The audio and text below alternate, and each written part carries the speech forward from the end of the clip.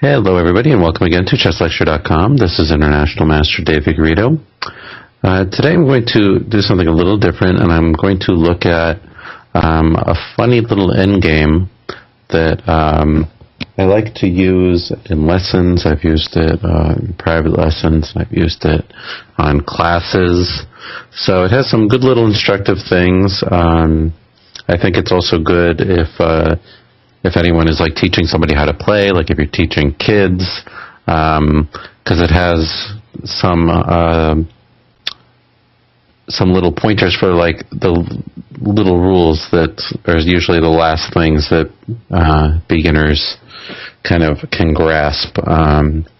This lecture will include something about pawn promotion, which is pretty straightforward and easy to teach. Stalemate, which I tend to find,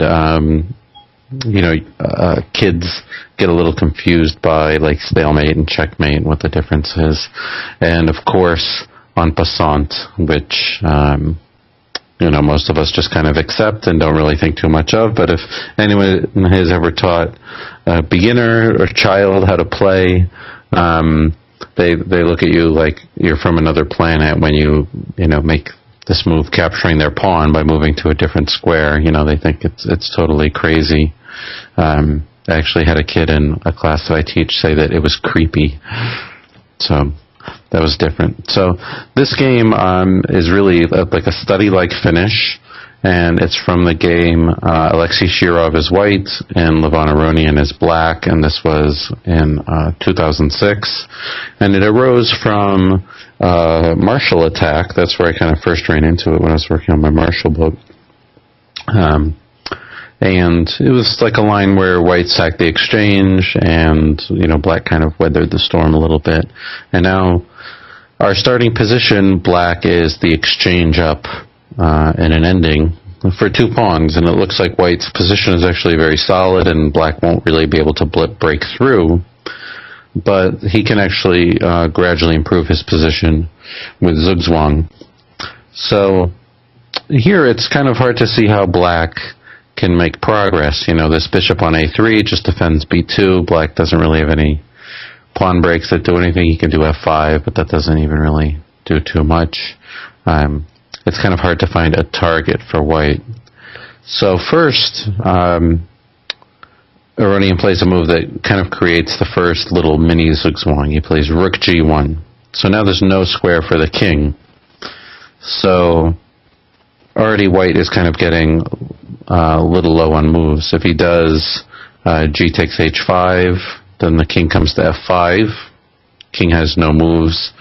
White's king, if h6, the king comes back to g6.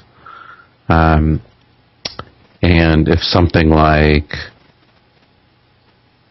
bishop to c5, rook g2, bishop a3, and then just like f6, and white is out of moves. He's going to have to drop b2 or play h5, king to g6. And with the pawns like this all broken up, then it's going to be much easier for black to enter the white position with his king and his rook. If white plays f4, then hg, hg, f5 wins. If pawn takes, king takes, and this pawn will fall. And if g5, just rook to g4 check, and then rook takes f4. Will also kind of be an easy win. So what can white do? Well, he can move his bishop, so he does bishop to c5, rook to g2, attacking the b-pawn, rook a3, and now f6. So now we have a second zugzwang. Now white is really out of moves. He can't move his king. If the bishop moves, he drops the b2 pawn. So he's forced to play gh, king f5. Still doesn't really have any moves. f4, rook g8, bishop d6. Really, black's just kind of maneuvering now. King e6, h6.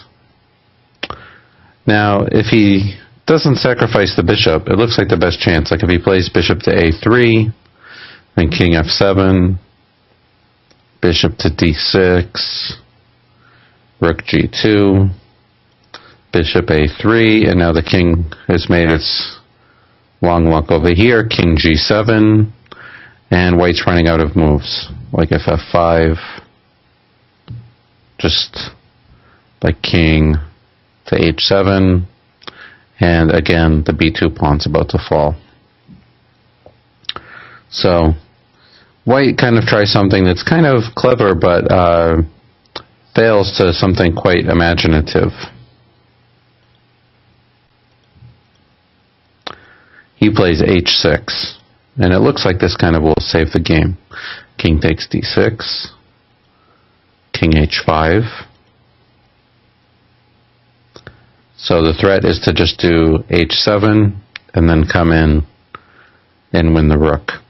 For example, if like king e7, h7, rook h8, king g6, king f8, and then f5, and now black is suddenly the one that's out of moves. c5 doesn't help because pawn takes c5. White, of course, has all these tempy moves available. And if the king moves, then king g7. This actually could end up being kind of similar to the game, but what Aronian did is more accurate. He played f5. This just gives him a little more space. h7, rook h8, king g6. So this is actually the position I like to start with to show to young players, especially those that are still kind of learning the rules, because it's very interesting. If you look at the point count, it's a rook against 3 pawns, but so black is up 2 points, but obviously this pawn on h7 is likely going to be worth more than 1 point.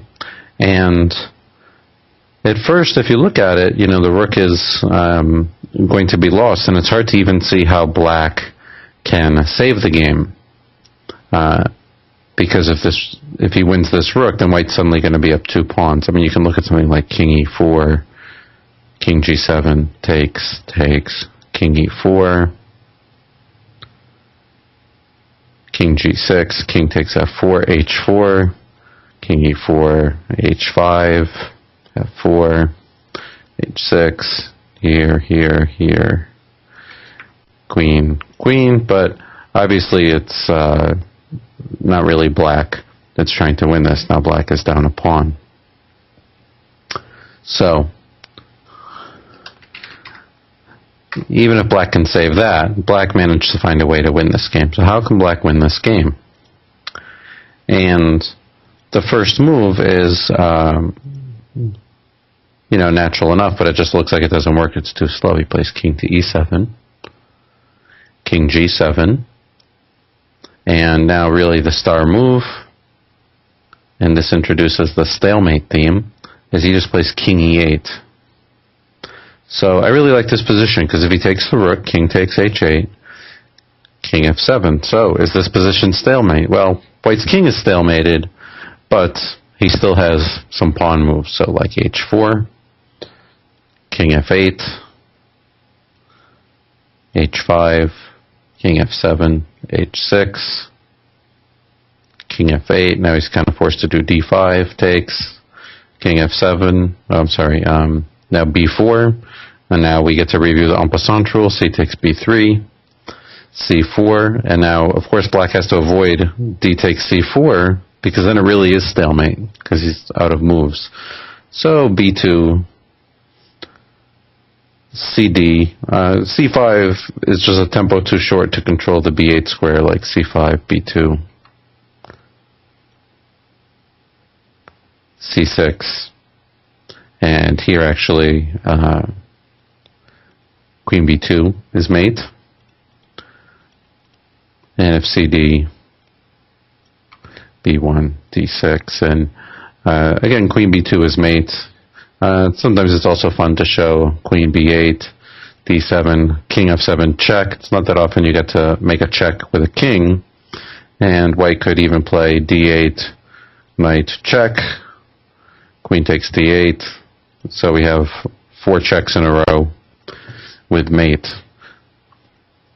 So kind of a clever little finish. But in the game, Shirov put up a little more resistance.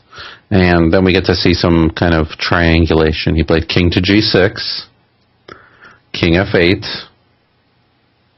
and now white is going to start running out of moves again. If he does king h6, then king f7, and white's king gets pushed away from the h-pawn, in which case, of course, the rook will win. Once he takes that h-pawn, he wins easily. So h4, king e7, king g7, now the same trick, king e8. King g6, king f8, now white's forced to burn a move again. h5, king e7, king g7, and king back to e8 again. King g6, king f8, h6,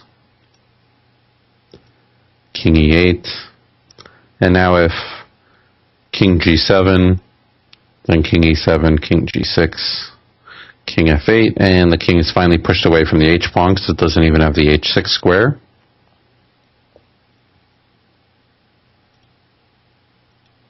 So he played king f6, rook takes h7, king g6, and now rook f7, and Shirov was forced to resign because after h7, rook f8, king g7, one move to win, you can probably guess, rook h8, and now if king g6, of course if king takes h8 then king f7, and white is forced to, do d5 and b4 again with the same mate.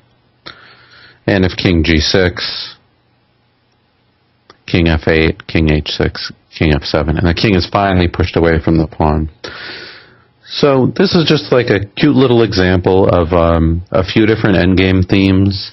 We get to see, a few different zugzwangs, some triangulation, and there's also some little review of some rules, like en passant and stalemate and stuff. And I like to show this a lot because I think it goes to show like the nature of chess, that you can always see some things that you've never really seen before. And this thing looks like a study, but it actually came about in a real game between 2700. So I think this is a lot of fun, and even if you're an experienced player, it's the kind of thing you could show to your friends as a puzzle to solve, even from the position with the king against the rook after the bishop has been captured, because the first part with the bishop stuff is really just some zugzwang stuff.